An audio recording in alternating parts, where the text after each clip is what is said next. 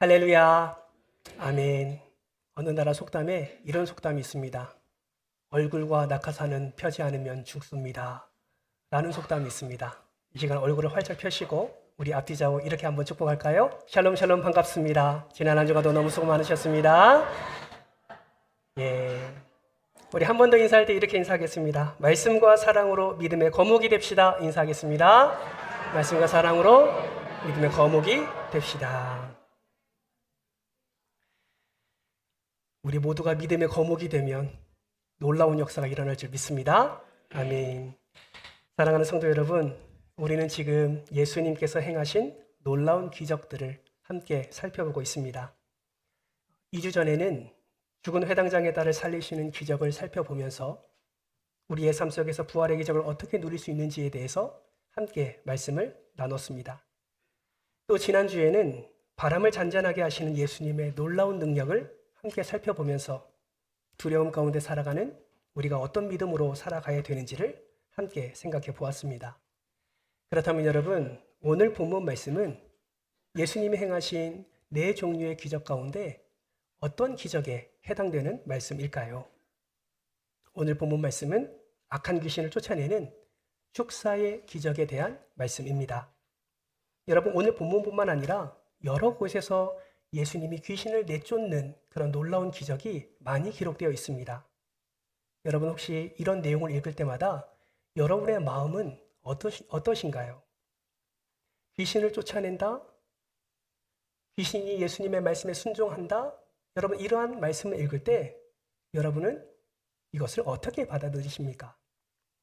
어떤 사람들은 이러한 축사의 기적을 마치 무당의 굿과 같은 그렇게 비슷한 것과 같이 오해하는 사람들도 있고 또 어떤 사람은 너무 신비한 이야기라 생각하여 아예 믿지 못하는 경우도 있습니다. 그래서 성경에 분명히 기록된 놀라운 기적임에도 불구하고 오늘날에는 절대로 이러한 일이 일어나지 않습니다. 이러한 일은 없습니다. 라고 치부해 버리기도 하고 또 어떤 사람은 귀신 같은 거는 아예 존재하지 않습니다. 라고 말하기도 합니다. 사랑하는 성도 여러분, 오늘 등장하는 이 귀신, 오늘날에도 존재할까요? 존재할까요? 존재하지 않을까요? 네, 존재합니까? 여러분 어떻게 그렇게 확신 있게 말합니까? 매일의 삶 속에서 귀신을 만나십니까? 그런 건 아니지요. 성경이 그렇게 말하고 있고 이 귀신의 역사가 지금도 일어나고 있기 때문입니다. 귀신은 천사가 존재하는 만큼이나 악한 마귀와 함께 분명히 존재하는 인격적인 악한 영입니다. 그렇다면 이러한 악한 영들은 어떤 존재이며 무엇을 하는 존재일까요? 여러분 기억하세요. 마귀는요, 하나님을 대적하는 영입니다. 마귀는 누구를 대적한다고요? 하나님을 대적하는 영이 마귀예요. 마귀라는 말은 한자로 된 우리말입니다. 이 마귀를 히브리어로 표현하면 여러분이 잘 아는 사탄이에요. 이 사탄이라는 말은 대적자, 고소자라는 그런 뜻이 있습니다. 이 사탄을 헬라어로 표현하면 디아블로스라고 하고 여기서 영어 단어 데블이 나왔습니다. 정리해보면요. 하나님을 대적하는 악한 영을 우리말로 마귀라고 하고 히브리어로 사탄이라고 하고 헬라어로는 디아블로스라고 하고 영어로는 데블 이렇게 부르는데 이것은 모든 같은 존재예요. 하나님을 대적하는 영이다라는 것입니다. 그렇다면 이 하나님을 대적하는 이 사탄은 도대체 어떤 역할을 할까요? 이 사탄은 자신의 졸개들을 사람들 가운데 보내서 악한 일을 계속하게 만듭니다. 이 사탄의 졸개들은 성경에서 귀신이라고 말하고 있습니다. 헬라어로 다이몬, 영어로는 데몬이라고 하죠. 오늘날 어떤 이단들은 이 귀신을 죽은 사람의 영혼이라고 말하기도 합니다. 여러분 이것은 전혀 성경과 맞지 않는 주장입니다. 귀신 역시 사탄과 마찬가지로 악한 영이다라고 성경은 분명히 말씀하고 있습니다. 그렇다면 이 귀신은 어떠한 역할을 할까요? 총 4가지로 성경을 보면 정리할 수 있는데 첫 번째는 뭐냐면 귀신들은 인간을 미혹해서 진리를 거부하게 합니다. 그리고 거짓 교훈을 집착하게 함으로써 누구를 떠나게 만들어요? 하나님을 떠나게 만듭니다. 여러분 이것이 귀신이 가장 중요하게 여기는 그들의 임무입니다. 두 번째로 귀신은 질병을 일으켜서 사람을 괴롭히기도 합니다. 오늘 본문에서도 말 못하게 하는 귀신이 간질병을 일으킨 내용이 기록되어 있지 않습니까? 여러분, 이처럼 귀신은 질병을 일으켜서 사람을 괴롭히기도 합니다. 그런데 여기서 중요한 건 뭐예요? 모든 질병이 귀신 때문은 아니라라는 사실은 반드시 기억해야 됩니다. 우리는 육체를 가진 존재이기 때문에 늙고 병들고 연약해지는 것은 우리의 숙명이기 때문이지요. 세 번째로, 귀신들은 도덕적 불결을 유발해서 인간에게 더러운 생각을 집어넣고 악한 말, 악한 행동을 일삼게 하고 사람을 타락시켜서 세상과 쾌락 속에 빠지게 만든다라는 것입니다. 여러분, 우리가 세상으로 나아가지 않습니까? 쾌락을 쫓아갈 때가 있지 않습니까? 우리의 정욕 때문에 죄 가운데 나아갈 수 있는데 이 모든 배후에는 사탄과 귀신의 역사가 일어나고 있다라는 것을 우리는 반드시 기억해야 됩니다. 네 번째는, 귀신은 사람의 영혼과 육신을 장악하여 자기 마음대로 조종하기도 한다라는 것입니다. 이런 모습이 사복음서, 마태, 마가, 누가, 요한복음에 여러 군데에서 등장을 하는데 성경은 이를 귀신 들렸다라고 표현을 합니다. 사랑하는 성도 여러분, 베드로전서 5장 8절에서 9절은 이렇게 말씀합니다. 우리 화면을 보면서 같이 한번 읽어볼까요? 시작! 근신하라, 깨어라, 너의 대적 마귀가 우는 사자.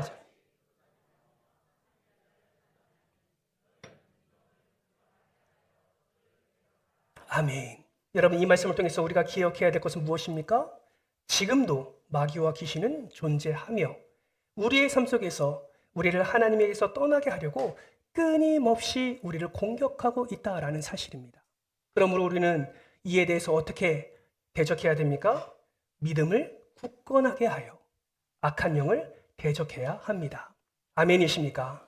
그렇다면 우리는 어떤 믿음을 가져야 이 악한 영의 간계를 물리칠 수 있을까요? 오늘 본문 말씀을 통해서 우리 세 가지 믿음을 함께 살펴보도록 하겠습니다.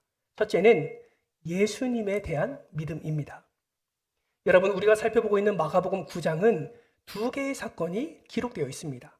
첫 번째 사건은 변화산 사건이에요.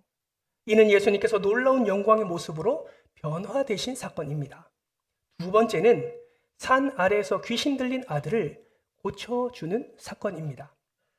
이 두 장면을 한 그림에 담은 작품이 있습니다. 바로 미술계의 유명한 거장인 라파엘이 영광스러운 변화와 간질병 걸린 어린 소년이라는 제목의 작품입니다. 여러분, 잘 보이실지 모르겠지만 그림의 윗부분을 한번 보십시오. 지금 어떤 모습이 담겨져 있습니까? 모세와 엘리야와 함께 계신 예수님의 모습이 하나님의 영광으로 변화되어 가는 놀라운 장면을 베드로와 야고보와 요한이 쳐다보고 있는 것을 그리고 있습니다. 여러분, 이 첫 번째 사건, 이 변화사 사건의 핵심이 무엇입니까? 그것은 하나님의 영광입니다. 그분이 변하는 모습을 통해서 제자들이 확인한 사실은 예수님이 곧 하나님이시다라는 이 사건을 이 장면을 통해서 보여주고 있는 것입니다. 창조주이신 하나님께서 하늘 영광을 버리고 이 골짜기 같은 세상에 내려오신 이유는 우리를 구원하시기 위해서이지요. 또한 변화산 사건은 예수님이 우리를 구원하실 메시아, 구원의 모든 율법과 예언의 성취가 되시는 분이심을 선포하는 신적인 사건이라고 할 수 있습니다. 그런데 이렇게 산 위에서는 놀랍고 영광스러운 신적인 사건이 일어나고 있는데 지금 산 아래에 내려와 보니 어떤 일이 일어나고 있습니까? 절망의 사건이 일어나고 있는 거예요. 한 아버지가 기대하고 소망하는 마음으로 귀신 들려 말 못하는 아들을 제자들에게 데리고 왔는데 제자들이 고치지 못해 절망 가운데 빠져 있는 일들이 산 아래에서는 일어나고 있는 것입니다. 여러분, 제자들은 왜 귀신 들려 말 못하고 간질병에 걸린 이 아이를 고쳐주지 못했을까요? 기도를 안 했기 때문일까요? 아니면 예수의 이름으로 선포하지 않았기 때문일까요? 아니요, 저는 했다고 생각합니다. 왜요? 예수님과 동행하면서 놀라운 기적들을 보아왔기 때문에 이들은 기도의 중요성도 알고 있었을 것 같고 예수의 이름으로 선포하는 것도 너무나 중요하다는 사실을 알고 있었을 것 같습니다. 그들은 기도를 했습니다. 그들은 나사렛 예수의 이름으로 나가라고 선포도 했을 것입니다. 그런데 아무 방법도 통하지 않는 것입니다. 이것에 실망한 제자들이 예수님이 내려오신 후 그 예수님이 그 아이를 고쳐주신 후에 예수님에게 이렇게 질문하지요. 예수님, 왜 우리는 이 아이를 고치지 못했습니까? 이에 예수님께서 어떻게 대답하십니까? 우리가 마가복음 9장 말씀을 읽었는데 병행 구절인 마태복음 17장 20절에서는 이렇게 예수님이 대답합니다. 같이 한번 읽어볼까요? 시작! 이르시되 너희 믿음이 작은 까닭이니라. 무엇이 작다고요? 믿음이 작다라고 예수님이 말씀합니다. 여러분, 이것은 무엇을 의미합니까? 믿음이 작다는 것은 믿음이 없거나 믿음이 부족하다라는 의미겠지요. 이러한 말씀은 제자들에게만 하지 않습니다. 오늘 보면 19절 말씀에 보니까 예수님은 제자들뿐만 아니라 이 세대를 향해서 이렇게 말합니다. 믿음이 없는 세대요. 예수님은 시대 전체를 바라보면서 믿음이 없는 세대라고 말씀하고 있습니다. 여러분, 예수님은 왜 제자들과 이 세대를 향해 믿음이 없다고 말씀하시는 것일까요? 3년 동안 예수님과 함께 다니면서 많은 기적들을 통해서 구약에서 예언한 메시아의 모습을 보았음에도 불구하고 예수님을 참 구원자, 참 하나님으로 믿지 못하는 모습을 예수님이 보셨기 때문입니다. 여러분, 이러한 제자들의 모습은 오늘 우리에게도 깊은 경각심을 줍니다. 우리는 제자들처럼 주님을 사랑한다고 고백합니다. 제자들처럼 예수님의 사역을 열심히 감당합니다. 정해진 시간뿐만 아니라 가정에서나 일터에서 시간을 내어서 말씀도 읽고 시간을 내어서 기도도 합니다. 그리고 우리의 입술로 하나님을 찬양하기도 합니다.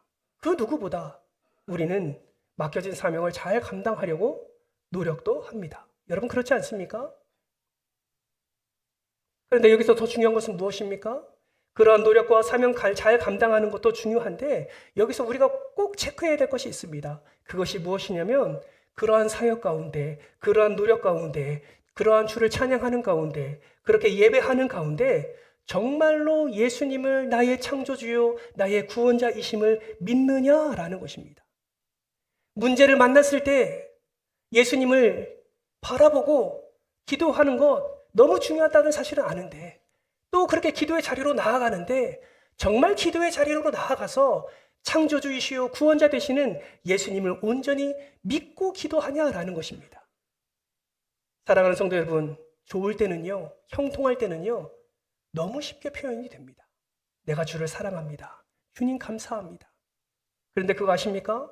오늘 제자처럼, 오늘 본문의 제자들처럼 문제를 겪게 되고 어려움과 절망 가운데 그 아픔을 겪게 되면 예수 그리스도는 온데간데 없이 오직 다른 것에만 우리의 시선을 빼앗긴 채 살아가는 모습이 우리 안에 얼마나 많이 일어나는지 모릅니다.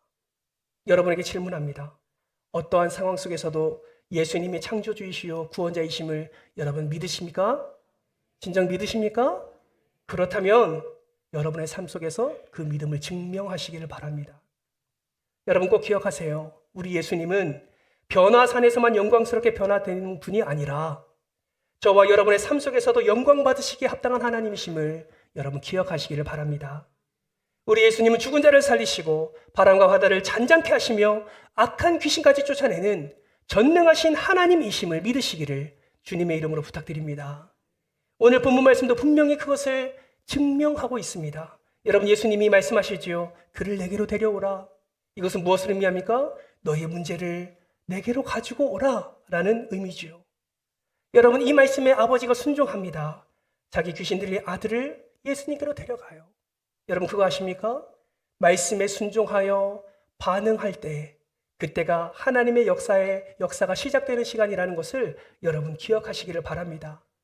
귀신이 예수를 보고 아이로 심히 경련을 일으킵니다.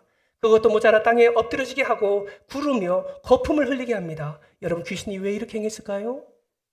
귀신도 알았던 것이죠.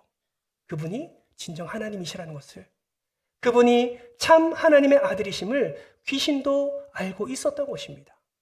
예수님이 명령합니다. 그 아이에게서 나오고 다시는 들어가지 말라. 여러분, 이 명령에 귀신은 어떻게 합니까? 즉각 순종합니다. 그것이 성경이 우리에게 보여주는 놀라운 장면이지요. 사랑하는 성도 여러분, 오늘 이 시간에도 창조주요 구원자 되신 예수님이 저와 여러분에게 이렇게 말씀하십니다. 내게로 오라. 내 문제를 가지고 내게로 오라. 이러한 주님의 음성을 듣는 귀한 시간 되시기를 주님의 이름으로 축복합니다. 음성을 들으신다면 여러분의 문제를 주님께 가지고 나아가시기를 바랍니다. 그냥 나아가는 것이 아니라 예수 그리스도가 창조주이시오 구원자이신 그 놀라운 믿음을 가지고 주님 앞에 나아가는 여러분 되시기를 주님의 이름으로 축복합니다. 그럴 때 우리를 향하여 너희 믿음이 작다라고 말씀하지 않으시고 우리를 향하여 너희 믿음이 크다 말씀하시며 우리에게 놀라운 역사의 은혜를 허락해 주실 줄 믿습니다. 우리가 가져야 될 믿음 두 번째는 무엇입니까? 예수님의 능력에 대한 믿음입니다. 오늘 보면 22절 말씀을 보면 귀신 들려 말 못하는 아이의 아버지가 예수께 뭐라고 하며 도움을 요청합니까? 무엇을 하실 수 있거든 도와주옵소서. 이 말에 대한 예수님의 대답은 흥미롭습니다. 여러분 화면을 보면서 23절 말씀을 같이 한번 읽어볼까요? 함께 읽겠습니다. 시작. 할 수 있거든이 무슨 말이냐? 아멘. 여러분 예수님은 무엇을 할 수 있거든 이라는 말이 귀에 거슬렸던 것 같습니다. 예수님은 그 아버지의 확신 없는 말 속에 믿음을 포기해버린 자의 절망을 보셨습니다. 이것은 적극적으로 도움을 구하는 자의 모습이 아니었습니다. 신뢰에 근거한 요청도 아니었습니다. 거의 포기한 상태에서 마지막으로 한번 던져보는 그런 구조 요청에 불과했습니다. 어쩌면 아버지의 마음에 이런 마음이었는지도 모릅니다. 당신의 제자들도 실패했는데 당신인들 무슨 소용이 있겠습니까? 이런 마음으로 도움을 요청하는 이 아버지에게 예수님이 호통을 치십니다. 그러니 그 아버지의 고백이 당장 달라지죠. 우리 24절 말씀도 같이 한번 읽겠습니다. 시작. 곧 그 아이의 아버지가 소리질러 이르되 내가 믿나이다 나의 믿음 없는 것을 도와주소서 하더라. 여러분 이게 정직한 고백이지요. 처음부터 이렇게 접근했으면 어땠을까요? 선생님 저는 절망했습니다. 선생님 저는 포기했습니다. 선생님이 제 아이를 고쳐주실지 확신이 가지 않습니다. 제 믿음이 이렇게 약해졌습니다. 선생님 도와주십시오. 저희 믿음 없는 것을 도와주십시오. 이렇게 자신의 믿음 없음을 구체적으로 드러내며 솔직하게 고백했다면 우리 주님께서는 더 큰 은혜를 그에게 부어주셨을 것이라 확신합니다. 제자들의 모습도 이와 같았어야 됩니다. 제자들의 믿음은 작았습니다. 어떤 때는 믿음으로 일을 감당했지만 어떤 때는 오늘 본문처럼 하나님을 온전히 믿지 못할 때도 있었습니다. 즉 자기 믿음을 적극적으로 사용하지 못하는 것이죠. 하나님을 온전히 신뢰하지 못할 때 그것은 하나님의 능력을 제한하는 것입니다. 똑같이 하나님을 믿지만 가까스로 겨우 신뢰하는 사람이 있을 수 있고 또 풍성하고 넉넉하게 하나님을 신뢰하는 사람이 있을 수 있습니다. 여러분 기억하십시오. 믿음은 고정된 명사가 아닙니다. 믿음은 잘하는 것이고 믿음은 역동적인 것이고 믿음은 살아있는 것입니다.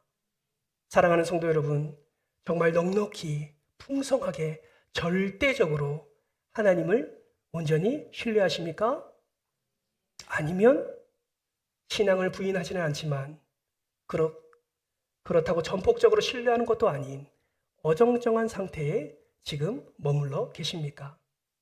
기억하세요. 우리의 연약한 믿음이 예수님의 능력을 제한합니다. 예수께서 병자를 고치실 때마다 하신 말씀 여러분 기억하십니까? 사복음성을 통해서 놀라운 기적이 일어날 때마다 예수님이 이렇게 말씀합니다. 내 믿음대로 될지어다. 내 믿음대로 될지어다. 저는 이 말씀이 많은 상황 속에서 진리가 될 수 있음을 저는 믿습니다. 여러분 작은 믿음은 작은 역사를 가져옵니다. 그러나 큰 믿음은 위대한 역사를 가져오게 됩니다. 왜요? 그 믿음을 보시고 우리 주께서 능력을 허락해 주시기 때문에 그렇습니다. 그러므로 아무리 거대한 난관에 봉착했다 하더라도 하나님이 능히 이 문제를 감당할 수 있다라고 이 문제를 해결할 수 있다고 넉넉하게 이기게 해주실 수 있다고 믿음을 가지고 주 앞에 나아가면 우리는 하나님이 허락해 주시는 이 믿음의 열매를 우리는 맛볼 수 있게 되는 것입니다. 미국의 필립스라는 유명한 신학자가 있었습니다. 그가 교수로 재직하고 있는 신학교에서 매일같이 예배가 드려지고 있었습니다. 매주 한 번씩은 이 신학교를 졸업한 학생들이 와서 설교를 했습니다. 이 필립스라는 교수는 그 시간을 너무 고대했습니다. 너무 기대했습니다. 왜냐하면 자신이 가르친 학생들이 목회 현장에 나가서 열심히 사역해서 그 하나님의 일을 어떻게 감당했는지를 들을 수 있는 기회였기 때문입니다. 그것을 들을 때면 가르치는 자로서의 보람도 느꼈습니다. 어느 날 자기가 가르친 제자 한 사람이 와서 자기 사역을 보고했습니다. 저는 큰 도시에서 자그마한 교회를 목회하고 있습니다. 저는 아무런 욕심도 없습니다. 현재의 상황을 아주 만족하게 생각하고 있습니다. 저는 지금까지 하나님께서 내게 주신 양무리와 더불어 즐겁고 편안한 목회를 해왔고 앞으로도 그렇게 할 것입니다. 라는 보고를 그 설교에서 했습니다. 예배가 끝난 후에 제자가 필립스 교수를 만났습니다. 스승의 표정은 좋지 않았습니다. 여느 때처럼 만족스럽다거나 자랑스러워하는 얼굴이 아니었습니다. 그래서 제자가 여쭙니다. 선생님, 제 설교에 무슨 잘못이라도 있습니까? 그러자 교수가 이런 유명한 얘기를 했습니다. 욕심이 없는 것까지는 좋은데 자네는 의욕도 없네. 한마디로 자네 하나님은 너무 작아. 사랑하는 성도 여러분, 여러분이 믿고 있는 하나님 역시 너무 작은 하나님 아니십니까? 이 변화무쌍한 환경 속에 쓰러지지 않고 가까스로 적응만 하고 허우적거리며 겨우 살게 해주시는 그런 하나님이 혹시 여러분의 하나님 아니십니까? 아니면 삶의 난관을 헤치고 위대한 꿈을 이루는 위대한 하나님이 여러분의 하나님이십니까? 성경은 분명히 말씀합니다. 믿는 자에게는 능치 못함이 없느니라. 할 수 있거든이 무슨 말이냐? 믿음으로 살아가는 자는 능치 못함이 없느니라. 여러분, 이 말씀이 여러분의 귀에 들리십니까? 여러분의 삶 속에서도 들리시기를 주님의 이름으로 축복합니다. 이 말씀이 들린다면 예수의 능력을 의지하시기를 바랍니다. 예수의 능력은 우리가 상상하는 그 이상의 놀라운 능력이심을 여러분은 깨닫게 될 것입니다. 우리가 가져야 될 믿음 세 번째는 무엇입니까? 기도에 대한 능력입니다. 믿음입니다. 기도의 능력에 대한 믿음을 우리는 꼭 가져야 됩니다. 오늘 28절 말씀을 한번 보세요. 제자들이 예수님께 묻습니다. 우리가 어찌하여 능히 그 귀신을 쫓아내지 못하였나이까? 앞서는 마태복음 17장 20절 말씀을 통해서 너희 믿음이 작은 까닭이니라 라고 우리가 살펴보았지만 오늘 보면 29절 말씀을 뭐라고 말씀합니까? 같이 한번 읽어볼까요? 시작! 이르되 기도 외에는 이런 종류가 나갈 수 없느니라. 여러분, 마태는 너희 믿음이 작은 까닭이다 라는 그 이유를 썼는데 왜 마가복음에서는 기도하지 않기 때문이라 라고 말씀하고 있을까요? 사실 여러분, 이것은 같은 말입니다. 우리가 믿음으로 살지 못하는 이유에 대해서 본문은 기도하지 않기 때문이라고 말하고 있습니다. 여러분, 기도의 삶을 살지 못할 때, 기도의 능력을 잃어버릴 때, 기도의 영성이 사라질 때 하나님을 향한 신뢰는 자연히 흔들릴 수밖에 없습니다. 왜 그렇습니까? 기도를 통해 하나님을 바라보지 않기 때문에 그렇습니다. 기도를 강조하는 말씀이 마태복음에도 나옵니다. 여러분, 나중에 한번 찾아보세요. 마태복음 17장 21절 말씀에 보면 없음이라고 기록되어 있습니다. 그런데 성경에 따라 어떤 사본들은 각주 밑에 또 다른 설명을 보시면 이렇게 기록되어 있기도 합니다. 그러나 기도와 금식으로가 아니면 이런 주가 나갈 수 없다라는 글이 각주에 기록되어 있기도 합니다. 무슨 말입니까? 마태도 예수 그리스도께서 기도만 강조하신 것이 아니라 금식까지 강조하셨다라는 것을 분명히 말씀하고 있다라는 것이죠. 여러분, 믿음이 부족하다는 말은 무엇을 의미합니까? 기도가 부족하다는 말과 동의합니다. 도대체 기도가 무엇입니까? 기도는 하나님께 시선을 두는 것입니다.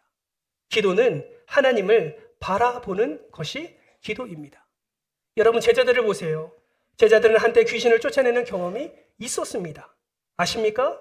예수께서 처음으로 제자들을 파송하실 때 일, 여러분 기억하세요? 예수님이 제자들에게 권능을 주셨습니다. 그 권능을 제자들이 받았습니다. 그리고 나가서 그들이 복음을 전하며 귀신을 내쫓았습니다. 그런데 안타까운 것은 지금 그들은 그때의 성공의 경험만을 기억하고 있다는 것이죠. 그때의 성공의 원인, 그때 귀신을 쫓아냈을 때 그 성공의 원인은 망각하고 있다는 것입니다. 여러분, 성공의 원인이 무엇입니까? 한번 따라해 볼까요? 예수님입니다. 여러분, 성공의 원인은 예수님이었어요. 예수님이 권능을 주셨고 예수님을 의지했기 때문에 그 당시는 귀신을 쫓아내는 일에 성공했던 것입니다. 지금은요, 과거에 됐으니까 지금도 되겠지? 과거에 이런 역사가 일어났으니까 지금도 그 역사가 일어나겠지? 여러분, 과거의 경험에만 의존하고 역사를 이루려고 했을 때 그들은 실패를 경험하게 된 것입니다. 그들이 처음 하는 것처럼 주님을 의지했다면 어땠을까요? 권능을 받고 두렵고 떨리는 마음으로 사람들에게 나가 복음을 전하며 그 귀신을 들린 사람을 만났을 때 예수님을 온전히 의지하고 온전히 하나님께 부르짖는 것처럼 지금도 그렇게 했다면 어떤 일이 일어났을까요? 안타깝게도 그들은 기도를 망각했습니다. 형식만 기억하고 있었습니다.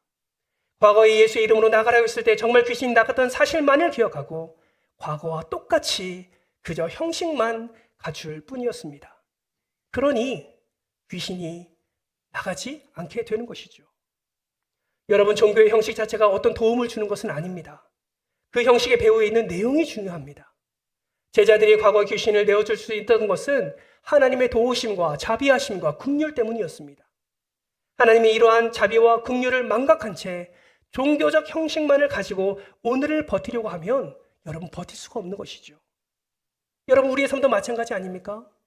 우리의 삶 속에서 예전의 은혜, 왕년의 은혜만을 붙잡고 살아간다면 어찌 지금의 은혜를 우리가 누릴 수 있겠습니까?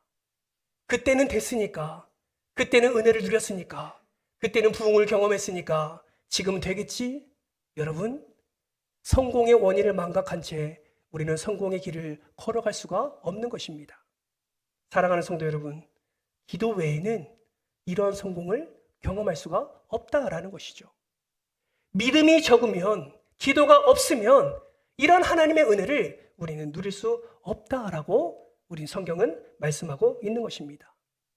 아시지요? 현실을 바라보면 바라볼수록 눈이 현실에 고정되어 있으면 그 현실에서 헤어나오지 못합니다.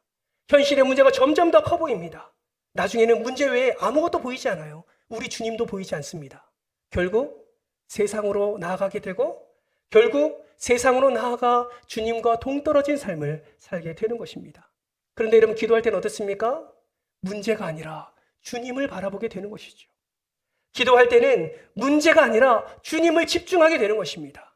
주님을 집중하면 주님이 더 커져 보입니다. 주님이 더 커져 보이면 주님이 갖고 있는 능력을 의지할 수 있고 그 믿음으로 하나님의 놀라운 역사를 누리게 되는 것입니다. 사랑하는 성도 여러분, 문제가 커 보이십니까? 기도할 때입니다. 지금 아픔이 커 보이십니까? 여러분, 기도할 때예요. 여러분, 지금 절망 가운데 있습니까? 헤어나지 못할 정도로 너무나 힘든 상황 가운데 있습니까? 여러분, 기도할 때입니다. 여러분의 믿음을 나타낼 때이고 여러분의 믿음을 우리 주님께 올려드릴 때입니다. 그렇게 주님만을 바라보며 주님만을 의지하는 자는 이렇게 담대하게 말할 수 있는 것이지요. 할 수 있거든이 무슨 말이냐? 믿는 자에게는 능치 못함이 없느니라. 사랑하는 성도 여러분, 우리가 이 험악한 세상을 살아갈 때 어떻게 승리를 경험할 수 있습니까? 어떻게 악한 영의 관계를 우리는 영적 전쟁 가운데서 승리를 경험할 수 있을까요? 여러분, 다른 방법이 없습니다. 오직 예수를 믿는 믿음, 그 예수 그리스도의 능력을 믿는 믿음, 더 나아가 기도의 능력을 믿고 오직 예수 그리스도께 나아갈 때에 우리 주님께서 놀라운 승리의 은혜를 저와 여러분의 삶 속에서 허락해 주실 줄 믿습니다. 사랑하는 성도 여러분, 이제 눈을 들어 주를 바라보시기를 바랍니다. 더 이상 미루지 마시고 이제 기도의 입술을 열어서 주님 앞에 기도의 자리로 나아가시기를 바랍니다. 우리가 눈을 뜰 때 영광의 주께서 우리를 바라보심을 깨닫게 될 것입니다. 우리가 기도할 때에 내 삶 속에 개입하시는 전능하신 하나님의 은혜를 우리는 맛보게 될 것입니다. 말씀을 맺겠습니다. 여러분, 오늘날 여러분의 문제는 무엇입니까? 오늘 여러분으로 하여금 좌절하게 하고 낙심하게 하고 절망하게 하는 그 문제는 도대체 무엇입니까? 주님께서 말씀하십니다. 내 문제를 내게로 가지고 와라. 그리고 할 수 있거든이 무슨 말이냐? 능치 못함이 없다. 믿는 자에게는 능치 못함이 없다는 말씀을 우리에게 지금도 말씀해주고 계십니다. 사랑하는 성도 여러분, 모든 문제를 주님 앞에 내려놓으시고 전능자이신 하나님을 바라보시고 이번 한 주간도 아무리 많은 태산과 같은 많은 어려움과 문제들이 우리에게 다가온다 할지라도 믿음으로 능히 이기게 하시는 하나님을 깊이 만나는 복된 한 주간 되시기를 주님의 이름으로 축원합니다.